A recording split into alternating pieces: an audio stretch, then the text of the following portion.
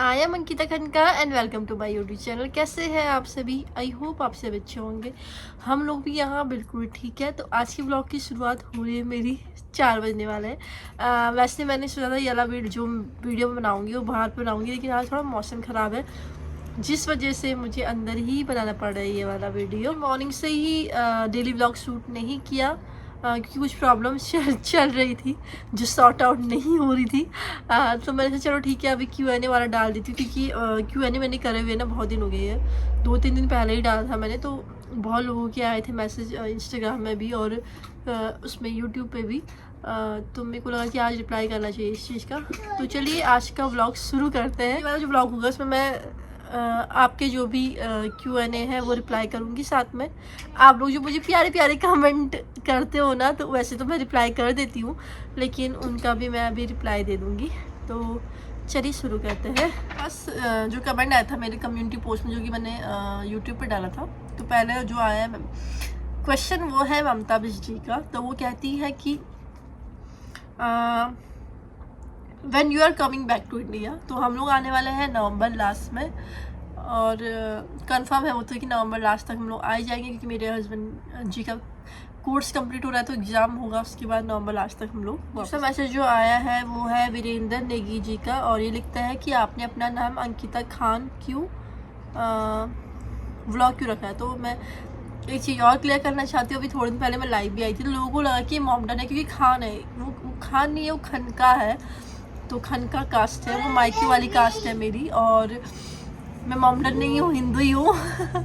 So it's not Khan, it's Khanka, Ankita Khanka. तो वैसे शादी के बाद मेरा भंडारी चेंज हो चुका है, बट मैंने वो अपने मायके वाले नाम पे ही बनाया, तो अंकिता खनका है। और ये मैंने आपको मैसेज करके करेक्ट भी करा था, तो आपने बोला था कि वो सॉरी, तो इट्स ओके हो जाता है। तो कभी कभी हम कंफ्यूज जाते हैं नाम के हिसाब से, क्योंकि किसी ने नाम मतलब कि कास्ट का नाम सुना भी नहीं होता है बहुत लोगों ने, तो उनके थोड़ा डिफ़िकल्ट होता है इस वजह से। तो एक क्वेश्चन आया है, वाना know about your husband job. तो ये क्वेश्चन किया एवरीथिंग हियर करके उनकी आईडी है। तो मैंने पहले बताया आपको ब्लॉग में बहुत बार, फिलहाल मेरे हस्बैंड यहाँ पे कोई जॉब नहीं कर रहे हैं और सिर्फ कोर्स के लिए आए हैं। तो कोर्स अभी कंप्लीट हो जाएगा तो हम वापस चले जाएंगे। वैसे ही मेरे हस्बैंड का जो प्रोफेशन है वो एक सीमैन है, मतलब कि मर्चेंट नेवी ऑफिसर है। तो उनकी कैप्टन की पोस्ट है अभी फ़िलहाल। तो उनका काम क्या होता है, जहाज़ में सिर्फ चेक करना। बेसिकली कैप्टन का कोई काम नहीं होता है, उनको बस देखना होता है सारे काम ठीक से हो रहे हैं या नहीं हो रहे हैं। तो कैप्टन का जो वर्क होता है वो जिम्मेदारी वाला होता है। तो जहाज़ में कुछ भी होता है तो सिर्फ कैप्टन की ही रिस्पॉन्सिबिलिटी होती है। तो जब तक मेरे हस्बैंड नीचे वाली पोस्ट में थे तो उनके काम अलग अलग थे। जैसे इससे पहले वो चीफ ऑफिसर थे 3 कॉन्टैक्ट से पहले, तो उनका काम होता था कि ऑफिस वर्क करना और सारी डिटेल्स कलेक्ट करना, ये वाले काम होते थे, अपने छोटे रैंक वालों को देखना। तो अभी जब से वो कैप्टन बने हैं तो उनका कोई काम नहीं है, ऐसा वाला काम नहीं कि खुद करना है। उनको बस दूसरों को कहना है कि आप ये काम करो, और उसको देखना है कि वो काम सही से हो रहा है नहीं हो रहा है। लेकिन वैसे तो ये वाला काम ज़्यादा टफ है, क्योंकि सारी जिम्मेदारी अपने ऊपर आ जाती है, और कुछ भी होता है तो सिर्फ एक कैप्टन ही रिस्पॉन्सिबल होता है। जहाज़ में कोई भी अच्छी चीज़ हो या गलत चीज़ हो, तो सारी जिम्मेदारी कैप्टन के ऊपर होती है। तो उनका ये थोड़ा जिम्मेदारी वाला काम है, तो ये काम उनका अभी है। और लास्ट टाइम मेरे हस्बैंड घर आए थे अराउंड जनवरी के टाइम पे। मेरे हस्बैंड शायद जनवरी के टाइम पे घर आ गए थे। तो फिलहाल यहाँ पे कोई जॉब नहीं कर रहे, और हमने पहले से सोचा था कि हम यहाँ पे जॉब नहीं करेंगे, क्योंकि हमें यहाँ सेटल नहीं होना है, हमें वापस इंडिया जाना है। तो ठीक है, फटाफट कोर्स निपट जाए, और पढ़ाई को भी टाइम नहीं होता है इस वजह से। तो फिलहाल कोई काम नहीं कर रहे। मैंने आपको बता दिया मेरे हस्बैंड का क्या है जॉब वगैरह। आई होप कि आपका जवाब मिल गया होगा। तो चलिए अब अगली तरफ बढ़ते हैं। तो ये सारे थे यूट्यूब के क्वेश्चंस। अभी क्या है कि मैं अब पढ़ने जा रही हूँ आपके जो कमेंट्स, आप प्यारे प्यारे कमेंट करते हैं गिनने के लिए मेरे लिए, तो मुझे बहुत अच्छा लगता है। तो चलिए शुरू करते हैं। तो फर्स्ट जो लास्ट मैंने वीडियो डाला था उसमें कमेंट आया था हर्षू शर्मा जी का, nice vlog Ankita Ginni, God bless you बेटा। तो थैंक यू, आपने गिन्नी के लिए अच्छी अच्छी विशेष दी है, और अच्छा लगता है जब आप लोग कमेंट करते हैं। तो अगला कमेंट आया है प्रियंका मीना जी का। तो मैंने इनसे पूछा भी था ये कहाँ से, तो इन्होंने बताया था मुझे कुछ जगह नाम उदयपुर आई थिंक, हाँ सब, सॉरी अगर मैं गलत बोल रही हूँ तो इन्होंने अभी कमेंट किया she is so cute, love to watch Ginni and thank you so much. आपको गिन्नी अच्छी लग रही है, मेरे को भी अच्छा लगता है जब गिन्नी के बारे में कोई अच्छा बोलता है तो। एंड ऐसे प्यार करते रहिए गिन्नी को, अच्छे अच्छे कमेंट्स करते रहिए। अभी तो शायद वो ये चीज़ों को नहीं समझे, बट जब वो थोड़ी बड़ी होगी और आपकी कमेंट पढ़ेगी तो बहुत खुश होगी। तो थैंक यू। आगे एक और कमेंट आया है, प्रतीक्षा भट्टा है या भट्ट है, जो भी है, सॉरी अगर मैं गलत स्पेल कर रही हूँ तो। Hello, sorry if you don't like this comment but I think you have lost some weight, let me know how to lose your weight. हाँ, तो मैंने उनको रिप्लाई कर दिया, लेकिन फिर भी मैं एक चीज़ आपको बताना चाहती हूँ कि सिर्फ आपके लिए है ये। तो जहाँ तक वेट लूज़ करने वाली बात है, तो मैं जब प्रेग्नेंट थी तो मेरा वेट अराउंड, लास्ट वेट मेरा था 85, मे बी 85 लास्ट वेट था मेरा। डिलीवरी हुई उसके बाद मैंने वेट नहीं नापा, बट कुछ टाइम बाद मेरा वेट दोबारा बढ़ के 85 हो गया। जब मेरी बेटी 5 मंथ्स की थी, 5-6 मंथ की, तो इन 5-6 month the wait was around 85। तो अराउंड 85 मेरा वेट था और मुझे उम्मीद नहीं थी मैं कम कर पाऊँगी, क्योंकि बच्चा दूध पीता है तो उस कंडीशन में आप खाना भी कम नहीं कर सकते। बट मैंने अराउंड 10 या 12 kg कम किया था, और ऐसा मैं नहीं कहूँगी खुद ही हो गया, मैंने बहुत मेहनत करी थी उस चीज़ के लिए। तो मैंने 3 महीने 4 महीने के अंदर अपना 12 किलो वजन कम किया था। तो मैं जो चीज़ें फॉलो करती थी वो आपको बताती हूँ। तो मैं पीती थी जीरा का पानी सुबह उठ के, तो एक बड़े से बर्तन पे जीरा का पानी मिलाती थी मैं, और वो 2-3 बार पीती थी, उसमें नींबू मिला के पीती थी। जीरे का पानी, सौंफ का पानी, अजवाइन का पानी, आप कुछ भी पी सकते हो। ये आप अपने रूटीन पे रखना ही रखना है कि आपको सुबह उठ के गिलास पानी पीना है गुनगुना, चाहे आप जीरा का पिए किसी और चीज़ का। आप चाहो तो एप्पल साइडर विनेगर भी ऐड कर सकते हो। उसके बाद ये तो अगर आप डाइट वाइट नहीं करना चाहते हो ना, सबसे पहले क्या करो, आप मीठा छोड़ दो और ये जो मैंने आपको ड्रिंक बताया ये पीना शुरू कर दो। तो सबसे मेन जो मोटापा बढ़ता है वो मीठे के उससे ही बढ़ता है, क्योंकि मीठा एक ऐसी चीज़ है आपको एनर्जी भी देता है और आपके मतलब मूड को खुश भी करता है, बट वो सबसे हानिकारक भी है सेहत के लिए। तो मीठा छोड़ दो तो 1 महीने के अंदर आप खुद ही नोटिस करोगे कि आपकी बॉडी में बहुत सारे चेंज आए हैं। तो पहले तो आप एक काम करो, अगर आप डाइट वगैरह नहीं करनी तो पहले 1 महीने आप ये करके देखो कि सुबह उठ के जीरा पानी पीना है और मीठा छोड़ देना है, परमानेंटली छोड़ना है। ऐसा नहीं कि मैंने आज खा लिया कल से मैं नहीं खाऊंगी, ऐसा नहीं। 1 महीने के लिए आप पूरा मीठा छोड़ दो, तो देखो कितना चेंज आपके अंदर आता है, वेट घटता है या नहीं घटता है, और खाने का पोर्शन थोड़ा कम कर दो हो सके तो।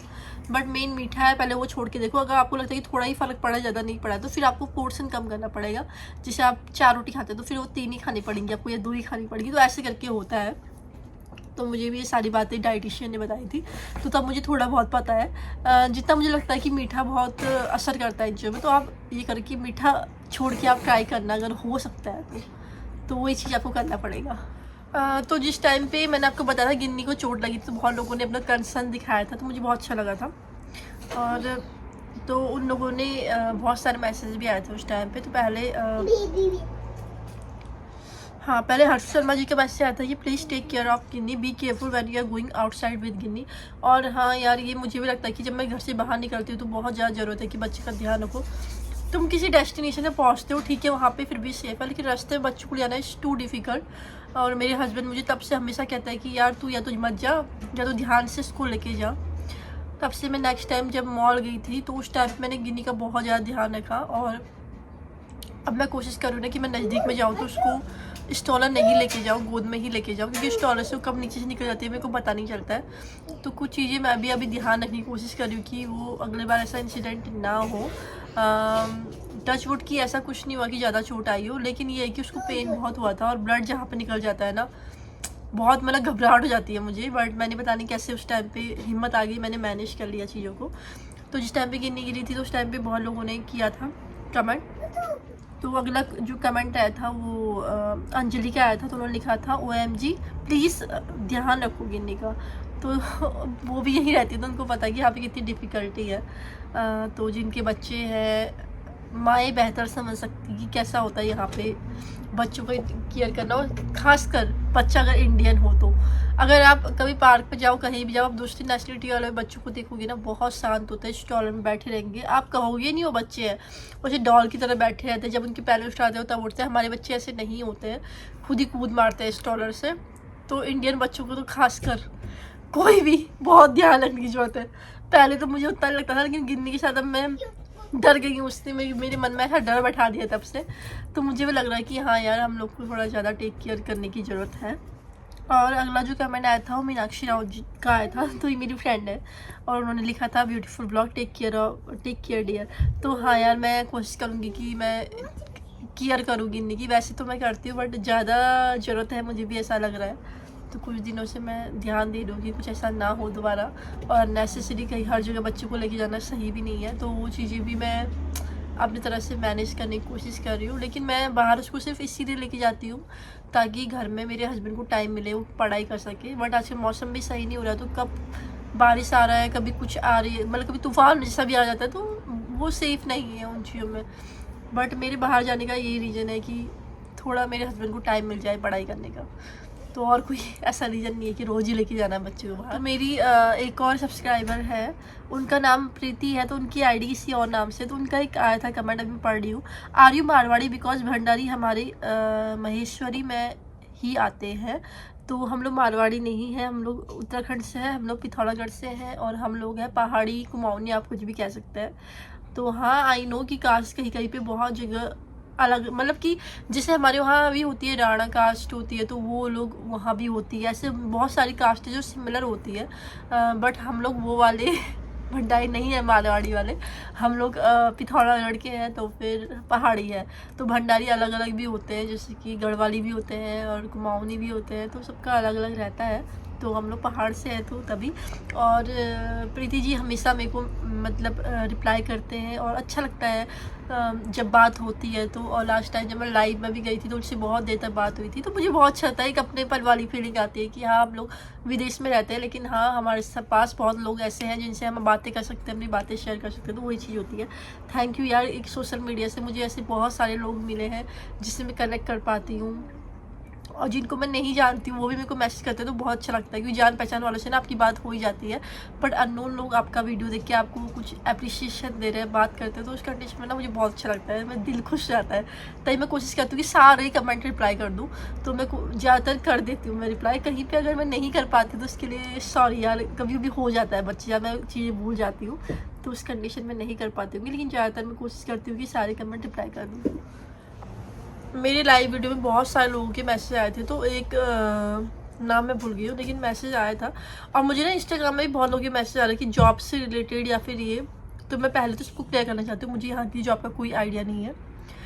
दूसरी बात, आप भी किसी पे ऐसे भरोसा मत करो कि इसने बोला है वहाँ जॉब मिल रही है तो वहाँ मिल रही होगी, ऐसा ज़रूरी नहीं है। और आप किसी एजेंट के थ्रू भी जाता है, कहीं पे भी जॉब के लिए जाते हैं, चाहे वो न्यूजीलैंड हो, कनाडा हो, कहीं पे भी, तो यार आँख बंद करके किसी को ट्रस्ट मत करो। गिन्नी प्लीज़ आप क्वाइट हो जाओ प्लीज़, आप बहुत हल्ला कर रही हो। तो मैं कहूँगी कि आँख बंद करके भरोसा मत करो, पहले अच्छे से देख लो पहचान वाला है या आपको किसी और को उसने भेजा है, ये चीज़ें भी आपको देखने की ज़रूरत है। मुझे इंस्टाग्राम में बहुत पहले आया था कि वो किसी रेस्टोरेंट लाइन में थे, तो कह रहे थे कि न्यूजीलैंड में मुझे जॉब मिलेगी। वो मुझे पता है मैं इमोशनल आती हूँ, मुझे बुरा लगता है, तो मैं यही कहती हूँ कि यार मैं तो आपकी मदद नहीं कर सकती हूँ, लेकिन आप अगर किसी के थ्रू जा रहे हो तो पहले पता कर लेना। मैं नहीं चाहती कि आप मतलब भोले भाले हो तो आपका ट्रस्ट टूटे, या आपने किसी पे ट्रस्ट करके चले गए, वहाँ जॉब भी नहीं मिलेगी, खाने को पैसे नहीं होंगे, तो बहुत सारी कंडीशन ख़राब हो जाती है। तो ये चीज़ें भी सबको देखने की ज़रूरत है यार। तो मुझे तो आइडिया नहीं है इसका, और आप भी जॉब के थ्रू मतलब जॉब के लिए किसी के थ्रू जाते हैं तो पहले से ही आप देख लो कि बंदा भरोसे लायक है या नहीं है। और लाइव के टाइम पे मेरे बहुत सारे क्वेश्चन ऐसे भी आ रहे थे कि वहाँ पे क्या मंदिर है, ये वो ऐसी वैसी चीज़ें।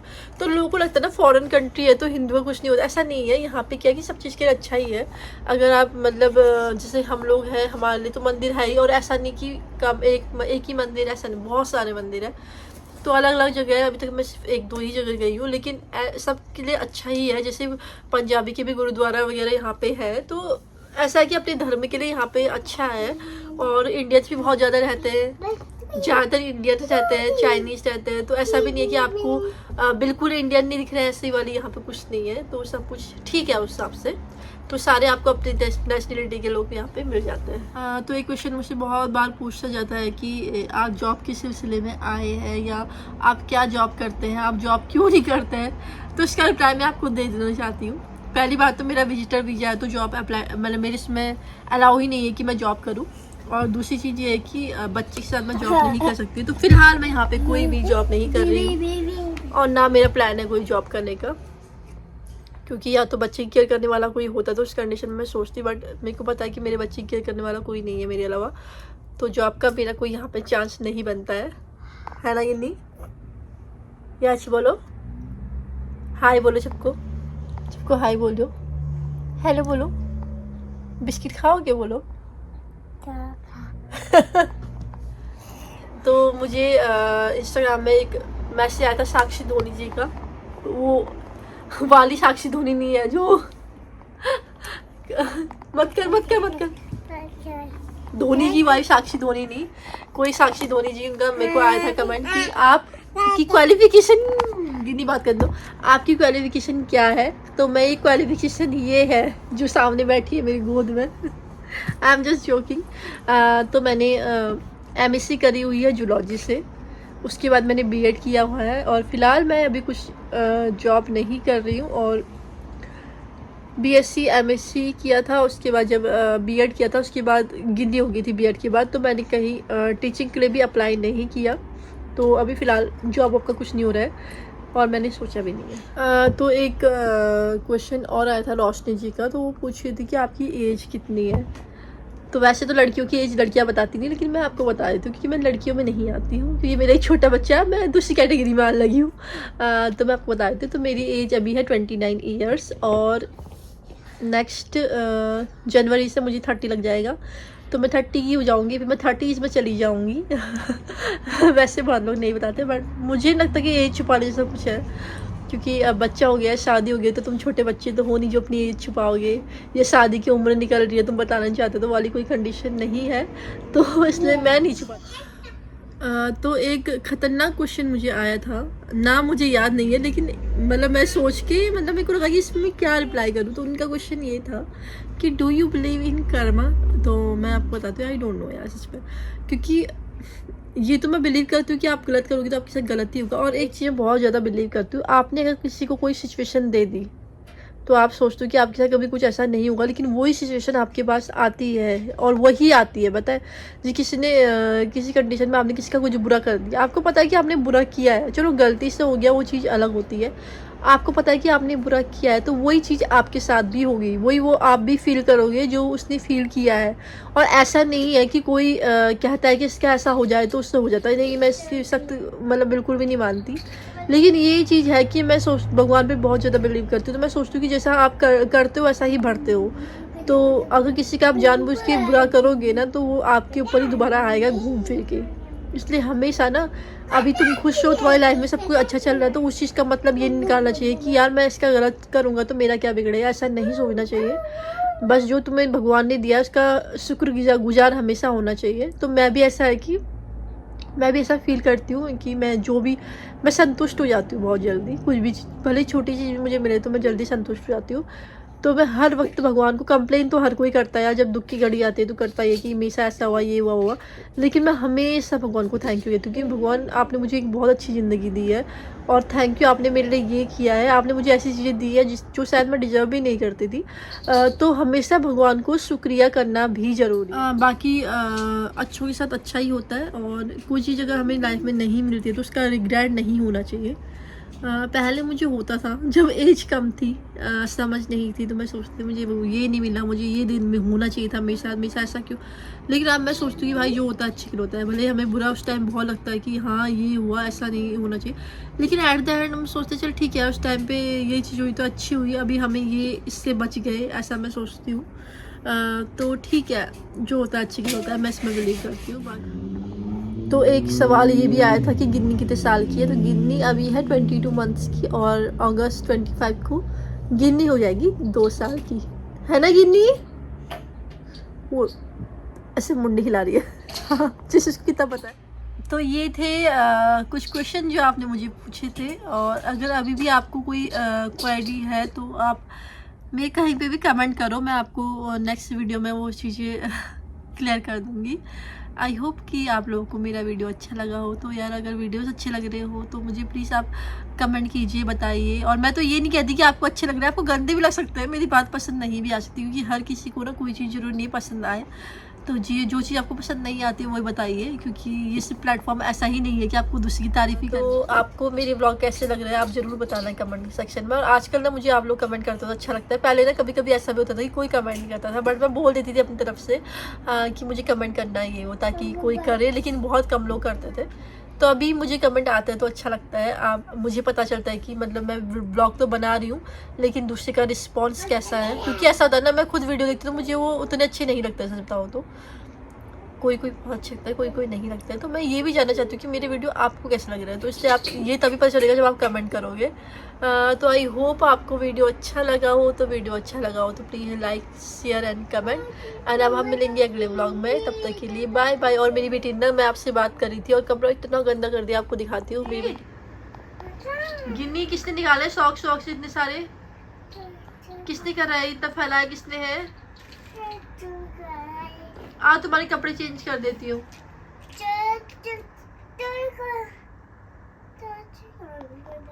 अब मैं जाती हूँ और अपना रूम साफ करती हूँ क्योंकि बहुत गंदा हो चुका है। तो आज के व्लॉग को एंड करती हूँ। Bye bye.